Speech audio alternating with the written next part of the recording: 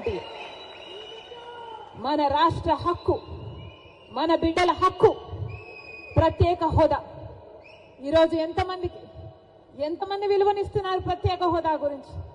ఎంతమంది పట్టించుకుంటున్నారు ప్రత్యేక హోదా గురించి? అసలు ప్రత్యేక హోదా మన రాష్ట్రానికి వచ్చునుంటే ఈ పాటికి ఎక్కడుండను మన రాష్ట్రం? 15 లక్షల కోట్ల రూపాయలు విలువ చేసే ప్రత్యేక హోదా వచ్చుంటే మన పోలవరం మనం కట్టుకోలేమా? మన రాజధాని మనం కట్టుకోలేమా?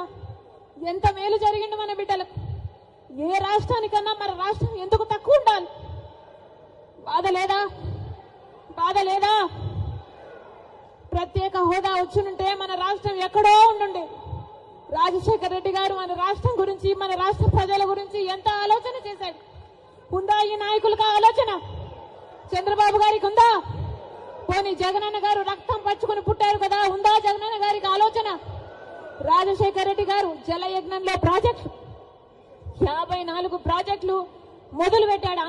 ఆంధ్ర రాష్ట్రంలో 12 ప్రాజెక్టులు పూర్తి చేస్తే 42 ప్రాజెక్టులు ఇంకా అలాగే ఉంటే ఏమన్నాడు జగనన్న గారు? నేను 6 నెలల్లో పూర్తి చేస్తానన్న జగనన్న గారు రాజశేఖర్ ఇదేనా మాట నిలబెట్టుకోవడం అంటే? మడమ తప్పకపోవడం అంటే? ఇచ్చిన మాటను మడత పెట్టారు కదా మీరా రాజశేఖర రెడ్డి గారి వారసు? ఆలోచన చేయాలి. రాష్ట్ర ప్రజలందరూ కూడా ఆలోచన చేయాలి. ఈరోజు వ్యక్తిగత కారణాల కోసం రాజశేఖర రెడ్డి బిడ్డ ఆంధ్ర రాష్ట్ర రాజకీయాలలో అడుగు పెట్టలేదు. వ్యక్తిగత రాజకీయాల కోసమే అయితే, వ్యక్తిగత కారణాల కోసమైతే రాజశేఖర రెడ్డి బిడ్డ 2019లోనే ఆంధ్ర రాష్ట్రంలో అడుగు పెట్టాల్సి ఉంది.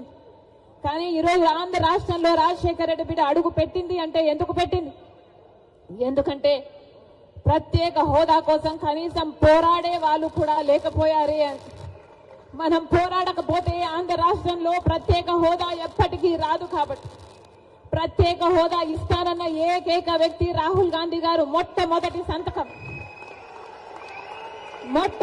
సంతకం రాహుల్ గాంధీ గారు ప్రత్యేక హోదా మీద పెడతానన్నారు. కాబట్టి ఆ మాట పట్టుకొని రాజశేఖర రెడ్డి బిడ్డ ఈరోజు ఆంధ్ర రాష్ట్రంలో అడుగుపెట్టింది.